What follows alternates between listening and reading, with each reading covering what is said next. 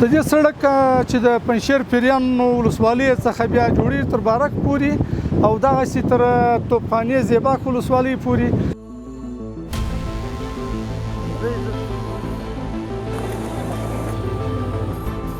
فقط اولاغ در دستمونه بارش در پیشتمان. یک موتر از اینجا تا ولایت فیض آباد ما را به 2500 شاید که نبره.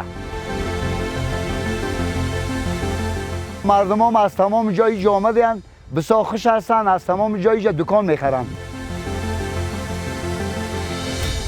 20 ولادت در همه جا در طول همین سال دیگه ما از دست دادیم.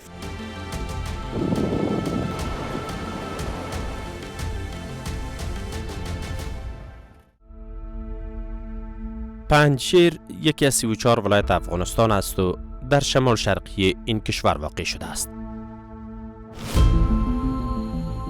پنجشیر از ولایت‌های سرسبز و خوش آب و هوایی است که تاکنون به علت کوهستانی بودن آن با هیچ ولایت مسیر رفت و آمد از طریق موتر ندارد.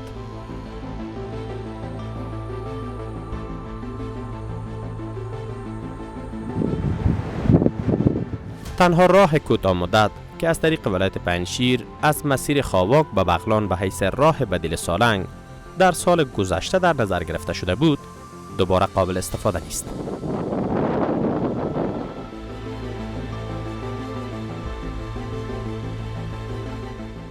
و حالا قرار است ولایت پنجشیر با ولایت‌های تخار، بدخشان، نورستان و چترال وصل شود. کار این جاده سازی از ولسوالی پریان پنجشیر که وصل است به کوتل انجمن و گذشته از آن به ولسوالی کران و منجان بدخشان آغاز شده است. کوتل انجمن مرز مشترک ولایت‌های پنجشیر و بدخشان. یک آغاز پر از مشقت و دشوارگذر. این سفر پرچالش ما از کوتل انجمن مسیر نفسگیر و دشوارگذر که در میان صخره‌هایی از کوههای سر به فلک کشیده ولایت‌های پنجشیر و بدخشان است که هر رهگذری در این مناطق به خاطر مرتفع بودن و همچنان کمبود اکسیژن دچار مشکل می شود آغاز می کنیم. مقصد اصلی ما ولسوالی کران و منجان تعیین شده. با گذر از منطقه زیبا و دیدنی اسکازر که مربوط به ولسوالی کران و منجان بدخشان است، با خانه‌های سنگی و زندگی روستایی که حتی از امکانات اولیه زندگی برخوردار نیستند روبرو می‌شویم. طبیعت دست نخورده و دریاچه نیلی رنگ که به گفته باشندگان محل منبع اصلی صید ماهی و تامین غذایی روزمره آنان است، خود را پس از 6 ساعت سفر به مرکز کران و منجان که مقصد اصلی ما است رساندیم.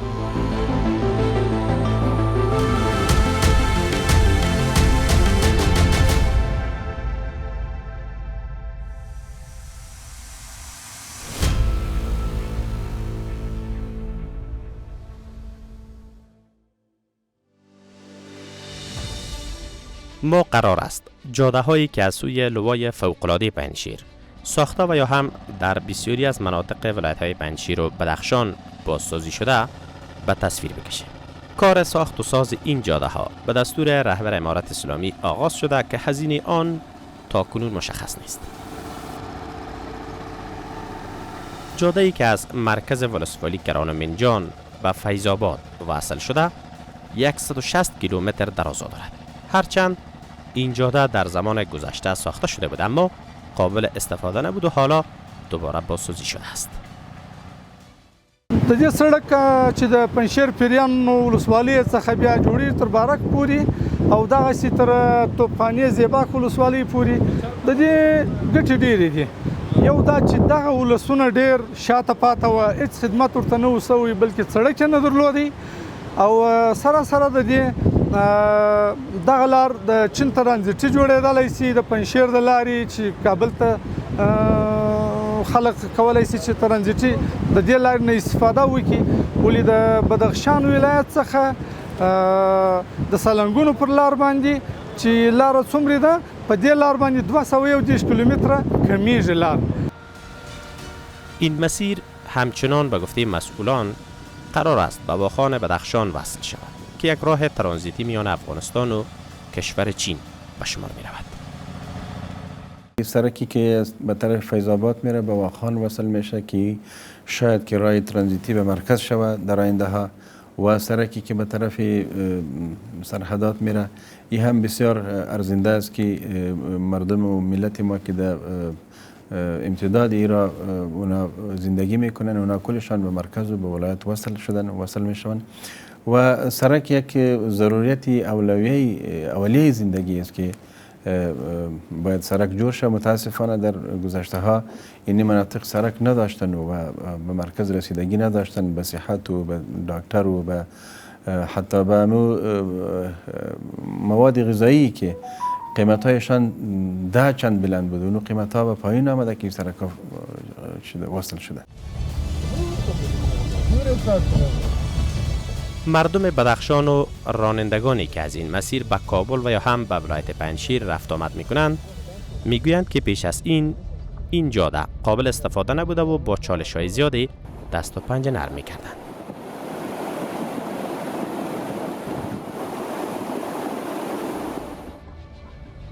رفت آمد در فصل زمستان به مردمان دورافتاده و مرزی ولایت بدخشان این مسیر دشوار گذرتر است.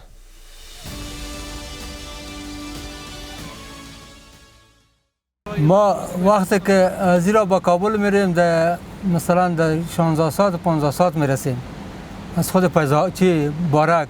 اگر از بارک با کابل میریم یک شب مادرات تیر میکنیم و سالنگ و مصرف از رام کم است، امنیتشون خوب است، راهشون راحت است. سابق خیلی خراب بود، حال خیلی خوب شده، حال راه رو خیلی فضل خدا خوب شده. سابق کی بود مثلا خراب بود، سرکا پند بود، موتر بلاشه نمیتونست میخمیدی بالا میکرده، حال خیلی خوب شده. اگر جاده ای که از مرکز ولسوالی کران و منجان به چترال وصل شده حدود 194 کیلومتر دراز دارد. این جاده از مسیر دره توپخانه، دوزخ دره و ولسوالی زیبا به چترال پاکستان وصل شده است.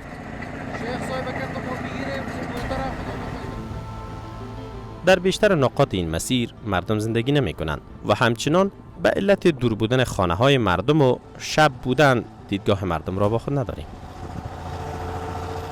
ولایت پریان ولسوالی سره شروع کړی و داسې د بدخشان ولایت کران منجان ولسوالی څخه راتیر سو اوس د زیباک ولسوالی ساحه کې یو دې ځای ته وایي دوزخ دره. نو دا سړک مو صفري نقطې ته رسولی دی، صفري نقطه چې د پاکستان چترال سره وصل کیږي تر هغه صفري نقطې پورې مو رسولی دی. د سکواټرانو کار د دې سړک مکمل خلاص شوی دی، صرف د بلډوزرانو 4 کیلومتره کار پکې کې پاته دی او د جغل اندازي 8 کیلومتره کار پکې کې پاته دی. ان شاء الله العزیز په 10 ورځو کې به ان شاء الله تکمیل شي. جاده ای که از کران و منجان به چترال وصل شده چه پیامدها و خوبی هایی به بدخشان و پنجشیر دارد.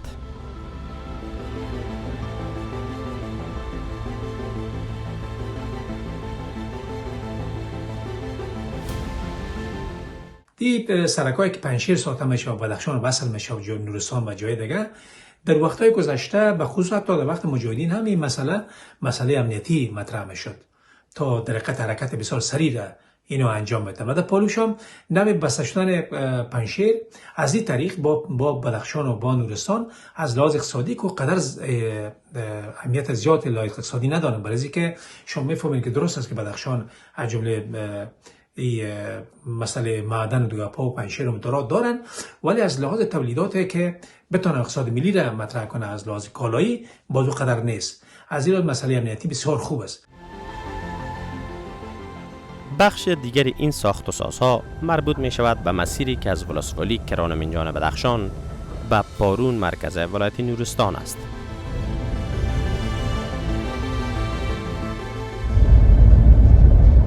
این جاده حدود 180 کیلومتر درازا دارد که گفته می شود کار آن تکمیل شده است. هرچند در مسیر این جاده نیز کمتر مردم زندگی می کند که آن هم در نقاط دورافتاده و دور از دسترس هستند، اما برخی از باشندگان ولسوالی مندول نورستان که یکی از ولسوالی‌های مرزی این ولایت است، به خاطر ساخت و ساز این جاده به پنجشیر آمدند و از مسئولان خواستار ساخت و ساز این جاده به گونه معیاریان هستند. درد و سر بسیار غم کشیدیم، مریضای ما را در پشت آوردیم، چیزی در کوتلا از بین رفتن و پس بردیم و چیزی دیگر مقصد نمیشه در اینجا رسانیم، بسیار با مشکل. حالی امروز فضل خدا سرک وصل شده، صحیح است. حالی شخصی خودم رنجر ما پس گشت رفت، نتانید در کوتل خودم رنجر دارم، در پوسته و رنجر من نتانید پس او را بردم، خودم خالی آمدیم که بسیار به سختی و به ایچی.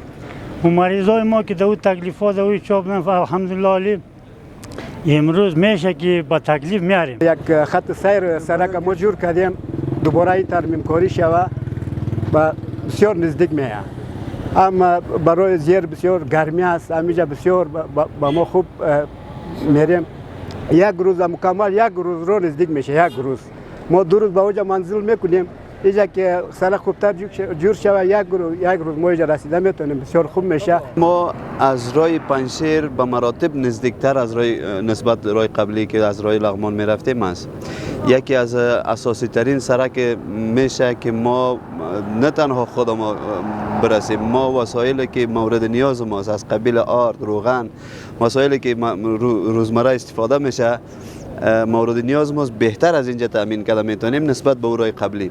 اگر بهتر ساخته شود، ما قبلا در حدود 2 روز ما سفر داشتیم، اگر قرار باشه به این راه بیاییم یا درستتر سرک جور شود، ما در حدود اگر 6 بجه صبح حرکت کنیم، ما در 12 بجه روز در اونجا در ولسوالی مندول با راحتی میرسیم، با تفریح با خوشحالی میرسیم. در بخش دیگر این ساخت و ساز جاده ها از مسیر ولایت پنجشیر به درازای 28 کیلومتر جاده از منطقه خاواک ولایت پنجشیر به ولایت تخار قرار است وصل شود که هزینه آن به ارزش 270 میلیون افغانی از سوی رهبر امارت اسلامی منظور شده و کار عملی آن در آینده های نزدیک آغاز خواهد شد.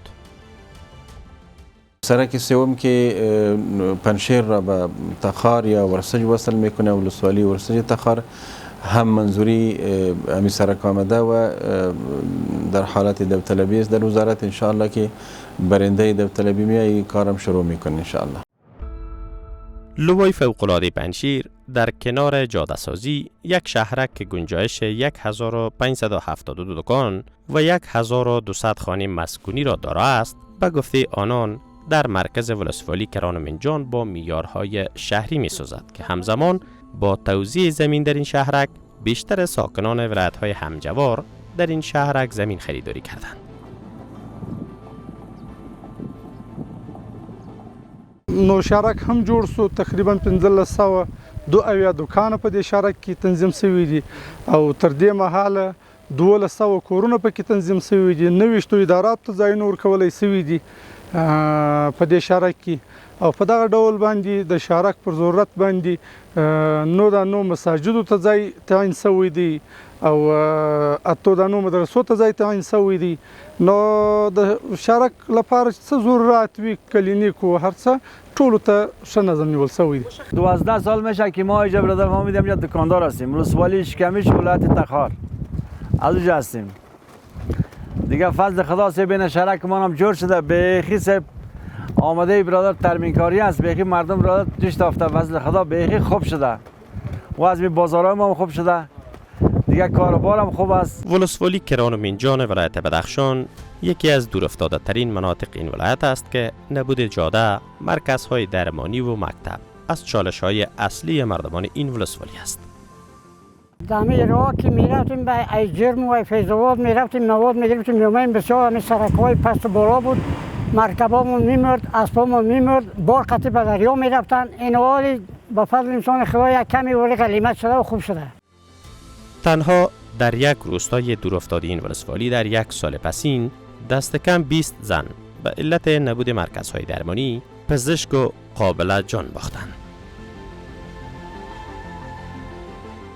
همه سبب نسبت مشکلات پیدا شد که در اینجا نه دکتری صحیح است، نه سرک صحیح است که به خودتان معلوم است، نه هیچ چیزی نیست. 3 روز نمی جای طرف و طرف دواندیم، راه هم نبود، رساندنش نتونستیم به شفاخانه نسبت کم دکتری کم سرکی بین رفت. تقریبا 20 ولادت در همینجا در طول همین امسال دیگه ما از دست دادیم. فعلا امیال فعلا که ما در همینجا قرار داریم قریه ما از یمک است، به خاطر جنازه اومده هستیم. فعلا این مریضی که فوت کرده ولادت است که 3 روز در همینجا زیر تداوی دکترای بود که دورتر دکترها نمیفهمیدن، دکتری صحیح هم نداریم. نه موتر است، نه دواست، نه دکتری صحیح است. به هیچ جای رسیدگی نمیتونیم. یک آدم غریب هم است، پیسه هم نداره، امکانات هم نداره. امکانات داشته باشه به هر رقمی میبریش.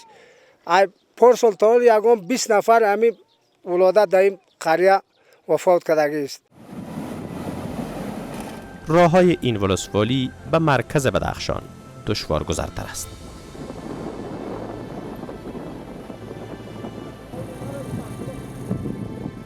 در بخش برطرف کردن مشکلات مردمی این ولسوالی در زمان حکومت گذشته و تا کنون توجه چندانی صورت نگرفته است. ما در این منطقه قبلا بسیار مشکلات زیاد داشتیم که سودای ما فیض آباد یا کابل می آمد. سرکا اولش درست نبود که سودای جا بیا ارزانتر بیاد. ولی الحمدلله شکر است بعد ایجاد همین شرک کار شروع شده و یک چند تا دکان آمده شده و دیگر نرخ‌های سودا هم فرق کرده و قیمت هم یک کمی برابر شده. قبل از این ما یک قطرگوین دلتره می‌خریدیم 1200 1100 این چیزا. دیگه یک کیلو چوب می‌خریدیم 400 3.5 500. حالا شکر الحمدلله یک کمی رو به بهتر و به آبادی شده رسیدیم. ما مردم بسیار ساحه دوررس هستیم و از تمام خوبیایی که هست ما از اون محروم هستیم. خصوصا بخش شفاخانه ها، کلینیک ها، مکتب. فعلا من مکتبی که دارم یک قدم پیشتر بروین یک خیمه است و 6 صنف دارای 80 شاگرد اناس و ذکر در یک خیمه. ما او را درس میگم که درس امکان نداره در یک خیمه 80 شاگرد انسان یک استاد درس بگوه. مردمانی که کمتر با تکنولوژی روز آشنایی دارند آن هم به علت نبود شبکه‌های مخابراتی و برق اما غم بدل و گپی بگفتن دارند. خواه زمانی بود که ابی تنگ کران تا به سرش سرک نبود، فقط اولاغ در دست بانه بارش در پیشت ما. امیر رقم زندگی تیر شده گذشته. این حالی در حال خط سرک آمده مگم خدا کریم است دیگه معلوم شود. اینترنت در ولسوالی در سطح ولسوالی سای وجود نداره. مردم بسیار با مشکلات روبروست دیگه. مردم یگام مشکلات و یگام مریضی و خستگی که در کابل میشه یا در جا میشه و مردم بسیار راه دور میره و زنگ میزنه. دیگه اینترنت در اینجا سای وجود نداره. در وسط ولسوالی اینترنت نیست. باشندگان این ولسوالی مرزی با گذشت یک شبانه روز قادر به رسیدن به فیض آباد مرکز ولایت بدخشان می شوند که از آن مسیر به کابل چند برابر طولانی تر از مسیر پنجشیر به مرکز کشور است. سرک به ما بسیار سهولت شده، حالی که ما بسیار نزدیک به کابل شدیم، چون که فیض آباد ولایت ما نزدیکه، حالی از فیض آباد که به کابل ما بسیار نزدیکیم به خاطر این سرک. اینمی سرک به فیض آباد هم که پیوسته شود دیگه ما فضل خدا دیگه کام مشکلی نداریم، از مشکلات ها از کلگی خلاص میشیم. مردم مناطق دورافتاده که در امتداد جاده هایی که ساخته می شود زندگی می کنند امیدوار هستند که ساخت و ساز این جاده ها بالای زندگی مردم تاثیرات خوبی به بار خواهد آورد. همچنان خواستار ساخت و ساز معیاری این جاده ها از سوی مسئولان هستند. این سرک بنیادی و اساسی باید جور شود که از نگاه خیرش، از نگاه رفت آمد مردم، یک موتر از اینجا تا ولایت فیض آباد ما را به 2500 شاید که نبره، 2500 میریم. این سرک بنیادی و اساسی و به صورت شکل صحیح و خیرجی شود ما شاید که به 500 هم برسیم. امیال یک موتر تا سر پل اسکارزر که اوجا یک کلینیک است، تا اوجا 1500 افغانی میگیره، یک مریض میبره. 1500 هم از او میگیره، 3000 افغانی تا اسکارزر اینجا رفت آمد میشوه. خواست ما حکومت که همین سرک جور کنه که راه ما بسیار راه خراب است. ما مواد بسیار زیاد قیمت به اینجا میاد، کرا قیمت است. خیلی سرک که جور شه به ما بسیار آسان میشه صاحب. رمون بسیار نزدیک میشه، در 1 ساعت میره میایم. مالی سرک که خراب است در 5 ساعت ما به منطقه به مرکز نمیرسیم. در زمستان سال راه بند است، نمیشه دست یخ و برف و در آره میگیره چیز اخ میگیره، نمیشه تیر شدن و رفتن و آمدن سخت شده.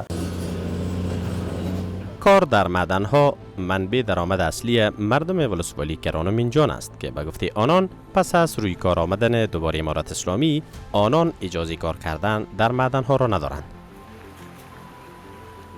باشندگان این ولسوالی میگویند که ساخت و ساز این جاده ها کار کردن در معدنهای بیروچی این ولسوالی را ساده تر می سازد. دیگر فعلا از طرف امارت اسلامی معدن‌ها و طور عمومی بند است. این معدن‌هایی که در ساحه کرانو منجان است. دیگر انتقال سنگش کلیگش بند است. دیگر ما امارت اسلامی خواهشمند هستیم که یک زمینه کار را برای مردم را کنه که مردم یک کار غریبگی یک چیز برای مردم چی شود. فعلا مردم نه غریبگی است نه کنام بود هیچ نیست. دیگر معدن‌ها کلیگی فعلا بند است دیگر طور عمومی. در سوی دیگر ساخت و ساز این جاده ها به مردم ولایت پنجشیر چه اهمیتی دارد؟ مردم اینجا در ولسوالی خنج ولایت پنجشیر از اینکه این ولایت به ولسوالی همجوارش وصل می شود خوشبین هستند. به گفته آنان کاربارا آنان به خاطر رفت آمد مردم بدخشان و تخار رونق بیشتر خواهد گرفت. راه مواصلاتی و بدخشان و نورستان ولایت های همجوار یک گام مثبتی است. انشالله در طول تاریخ نو ما به این چی میشیم از نگاه اقتصادی و چیزا یک اهمیت خاص خود داره. انشالله این بازار رونق پیدا میکنه و مردم دکاکین مصروف کار میشن، کار به مردم میاد، زمینه مساعد میشه. یک گام مثبت خوبی است. اگر این سرک ما پخته شود و خوبتر و بهتر وصل شود به کشورهای همسایه ما از جمله پاکستان و چین، این از اهمیت اقتصادی بیشتر و بیشتر برخوردار میشه و ما میتوانیم کالاهای تجارتی خود و روابط خود با پاکستان و با چین نزدیکتر بکنیم و به اقتصاد پنجشیر و به روابط مردم پنجشیر افزوده میشه و این را ما استقبال میکنیم. حالا پرسش اصلی این است که این پروژه که شامل چندین جاده است پنجشیر آغاز و شامل چندین ولایت و حتی کشورهای همسایه می شود به چه اهدافی آغاز شده است و سود اقتصادیان به مردم ولایت‌های پنجشیر، بدخشان و تخار چیست؟ اهمیتش است که مردمی که در مناطق دورفتیده و در دره‌ها و در جاها و ولسوالی هایی که اونا قرار دارند، اونا اصلا رسیدگی به ضروریات اولیه زندگی نداشتن، رسیدگی به بازارها نداشتن، رسیدگی به مرکز کشور نداشتن. الحمدلله با وصل نمودن سرک ها و مردم کلشان به ولایت پنجشیر از طریق ولایت پنجشیر به مرکز وصل شدن، مریضی هایشان، ضروریاتشان و امو قیمت هایی که در ولسوالی ها بودن، قیمت های اجناس از 50% به پایین آمده. یعنی به معیشت زندگی مردم بسیار زیاد تاثیر مثبت گذاشته. پنجشیر سابق به هیچ ولایت راه و گذری نداشتن. الحمدلله آلی به ولایت بدخشان وصل شد و مردم چند ولسوالی بدخشان از طرفی سرک پنجشیر به کابل رفت و رو میکنه و سرک نورستان هم که تقریبا 70% تکمیل شده و 30% مانده که وصل شود و نو مردم هم به کابل از این طریق بسیار به سهولت میرسه و به وقت کم میرسه و مصارف کم میرسه. و دیگه به مردم پنجشیر اهمیتش است که اینجا اما سطح کاروبار و سطح معیشت مردم مستقیما تاثیر داره به جاده عمومی که در اینجا از هتل گرفته، از دکان گرفته و از سوپرمارکت هایی که در اینجا است و شاید مردم بخی به مرکز نره و سوداهای خود اینجا بگیره و قریه های خود ببرن. از هر لحاظ، لحاظ استراتژیک و از لحاظ نظامی و ملکی و اجتماعی اهمیت بسیار بزرگی داره. با باور کارشناسان اقتصادی امکان پذیری مسیر ولایت پنجشیر به یک راه ترانزیتی تأثیرات کلان اقتصادی به خاطر نزدیک شدن مسیر واخان که قرار است مسیر ترانزیتی میان چین و افغانستان استفاده شود و پایتخت کشور از اهمیت بالایی برخوردار است. همچنان با گفته آنان وصل شدن ولایت‌های پنجشیر، بدخشان و نورستان از لحاظ حوزه گردشگری بسیار اهمیت بالایی دارد. برپیمانی که سلسله زنجیره تامین به شکل معیاری تر باشه طبیعتاً به اقتصاد میتونه نفرسان بوده باشه. از جمله ما راه‌های بدیل میشه هم در نظر بگیریم. ولایت پنجشیر هم بنا به موقعیتی که داره میتونه من حیث یک مسیر ترانزیتی خوب به خاطر صادر و وارد کردن کالاهای افغانی به طرف کشورهای آسیای میانه و حتی چین تبدیل شده باشه و سرمایه‌گذاری در این ولایت میتونه به نفع مردم افغانستان دکال و به نفع خود ولایت پنجشیر هم تمام شده باشه. ما یک چیز بسیار علاقمندی که دارم اگه آرامش صورت بگیره و کارم صورت بگیره، این از سرکا میتونه که نوع جذبه های توریستی را فوق العاده بلند کنه.